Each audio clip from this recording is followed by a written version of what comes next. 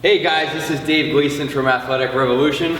This is my head coach, Josh Berber. You might know him as a coach of distinction for the IYCA in the last year, and he's a finalist for IYCA Coach of the Year. We're just going over some programming with resistance bands because we love using this as a tool for our 6 to 13-year-old kids.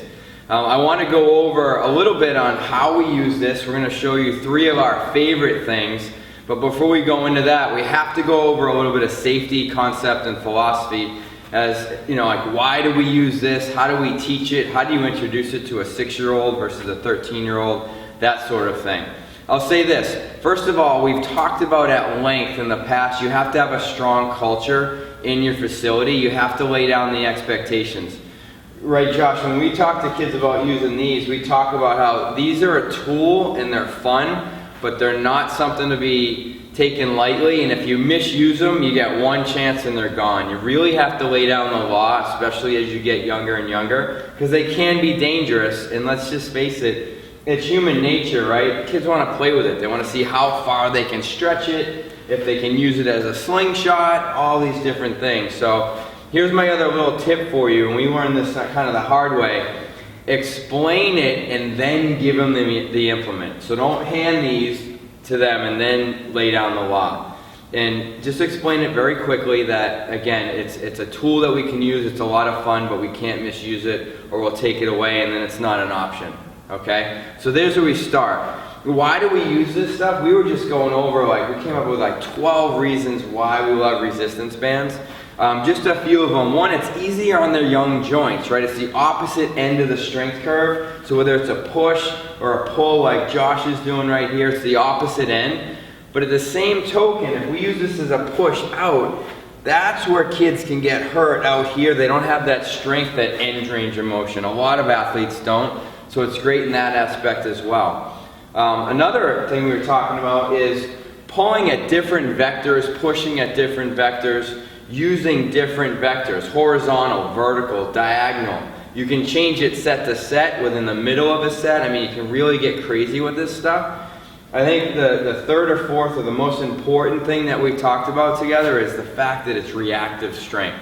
It's systemic strength 9 times out of 10 because that's what we're focused on for this age group. We're not doing a lot of bicep curls or tricep push downs with it, but it's reactive. They have to react to an elastic band.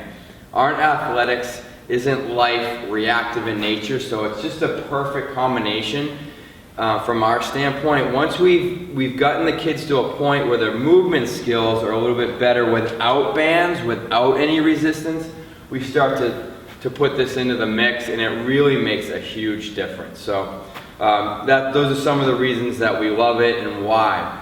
So what we want to go over with you right now quickly is 3 of our favorite things to teach kids at this age. We had trouble whittling it down to 3 because there's so many that we love, but we want to take the time to really explain how we set it up because it's really worked well for us, and we hope it does for you as well. So the first thing, we all know that kids don't pull much. There's not a lot of pulling skill involved in their everyday life, and we want to strengthen that posterior chain. So what Josh was just doing was a standard rope pull, we call it, okay? So getting anchored down from the bottom up. Now Coach Josh looks great here doing it because he knows how to do this and produce this pattern. What you're gonna see is all kinds of stuff. Your 6 to 9-year-olds are gonna be in here. That's okay. Let them explore this movement. Let them explore the fight. It's so important to do that. Because I could cue Josh until I'm, blue in the face, straight back, chin up, pull your elbow here, get your hand to your bottom rib, back foot, further back, get that heel up. Over and over and over again, we create frustration and actually goal confusion. If we just set them up and say, pull, under control, and we've already laid out the rules, don't let go, it's not a slingshot, don't let it snap back, all that kind of stuff. This is kind of a segue, and I can see you looking at me like, hey, you gotta mention resistance, levels of resistance, right? A lot of times with younger kids, we're taught early on in our career, go light with lots of reps. We want lower reps and lots of sets of 5, 6, so we can stop the movement pattern, talk about it, clean it up a little bit, and then have them do it again. And in terms of the resistance, it's still going to be way, way, way sub-max, okay? So it's going to be light, but here's something different to think about. With a younger kid, we actually want it to be a little bit less reactive, so we might go with a thicker band for our 6 to 9-year-olds as opposed to a light one. This orange band here, I mean, there's almost nothing to it. Unless your desired outcome is controlling reaction, controlling that. Typically we'll start our 6 to 9-year-olds out with at least this. If they're closer to 9, 10-year-old and 10 to 13, we'll go with black for sure with this particular exercise and with a lot of them. So that's the rope pull. Have them do lots of sets, lower reps, and make sure you pick the right resistance level to start with your kids. Sometimes you get it not exactly right and you just try to make it better the next time around. That's another reason why we want to do lower reps. You don't want to have them do 15 reps with a weight that's too light or too heavy and then try to change it. All right, the next thing we love using this for is not necessarily resistance, but assistance. So Josh put this around his waist. And another cool thing, I hope this comes out well on camera, is using one of our small balance beams here for hand placement.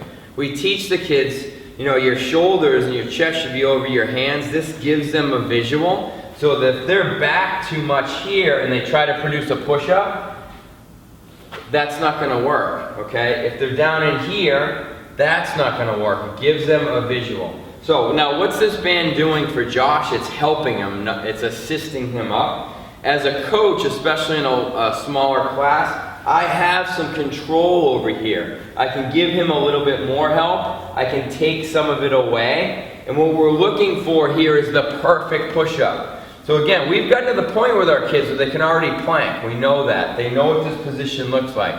Now we can start talking about, okay, we're going to do 3 or 4 perfect push-ups all the way up and down. So of course, the lighter the resistance, the harder it is, the more difficult it is for the kids. So we might start with black, go to red, and then go to orange after that. And then after orange, then they're ready to try it on their own. You're going to see a few things here. You're going to see butt up in the air, okay? What I love about this is they can feel that tension, so they can actually press down, squeeze those glutes, and hold that position well. And then we can start talking about bend the elbows. The other thing that we'll talk about a little bit is chest before chin, because sometimes what they'll do is they'll try to tuck their head down and reach with their head because it's telling their brain I'm down there, okay? Thanks, Josh, okay? He was up there for about 2 minutes straight because he had all that assistance.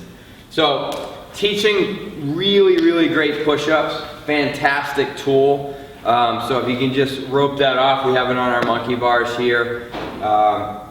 It's a great way to teach push-ups, and their progression to regular push-ups and planks really comes out at the end, and it comes out pretty quickly. So what we've talked about so far are 2 exercises where we're fixed to an immovable object, and in my opinion for our youngest kids, 6 to 13, that's the safest. That's your easiest bet to stay safe, because now when we go to a partnered exercise, it's not just the reactivity of the band, it's the reactivity of her partner. So what we like to do to incorporate a little bit of force production, a little bit of good mechanics in running, is a resisted run. This is also kind of fun for the kids. But again, we have to talk to the kids about the fact that this is not a toy, okay? It's a tool, because human nature, they're going to want to try to stretch it as far as they can. So we also have to talk about what it means to be a good partner. If I'm a good partner for Josh, I'm going to pay attention to him, I'm going to stay low, and I'm going to walk forward with him as he goes, as he's running. If I'm a bad partner, I'm just going to let it go and let it pull me along, okay? If I'm a bad partner, I'm not going to let him go. I'm going to make him stretch it twice as long as it can. Hopefully it snaps, hits him in the butt, and we can all laugh. No, that's not what we want. So we have to go over that with them again. In terms of resistance with this one, I prefer, and Josh prefers, a thicker, heavier band so it's less reactive. The more reactive with this one, the more there's interplay in between the 2 kids. So that's your progression. That's your progression. Also think of it in terms of transference. When you do things like resisted runs, you want to let them go without resistance or very little resistance at the very end so that they can learn and there's transference there. If they're always resisted, then it doesn't transfer as well. So we teach them, it goes around one partner, we get it around the other partner, it's around their hips. First partner in the back has to be down and anchored. We've already discovered and worked on a little bit of arm mechanics and knee drive. So then we're going to either have them go to a specific distance or stay in place. And this one will just go here, and I'm going to go with him, and I'm going to let him work a little bit. Good, Josh. Nice job. Again, Josh being a track athlete in college, he looks pretty good there. Allow your athletes to discover. That's our main role here, is guided discovery, and for your 10 to 13s, exploration, exploring how to do this a little bit better. Good, lots of sets. Okay, skill it. Work on the skill. Then you drill it, then they can go out and thrill it. Because I guarantee you, when you take this off and they go to sprint and get after it, man, it's like a bullet out of a gun. They can feel the difference. All right, so just to summarize a little bit of what we talked about here, we had a pull, which we always start with this one because, again, kids don't pull a lot these days. 2, helping them learn how to do proper push-ups. It's a great push, and we all know that a push-up is really a plank or a core exercise with movement. And then a little bit of resisted running for force production and some running mechanics.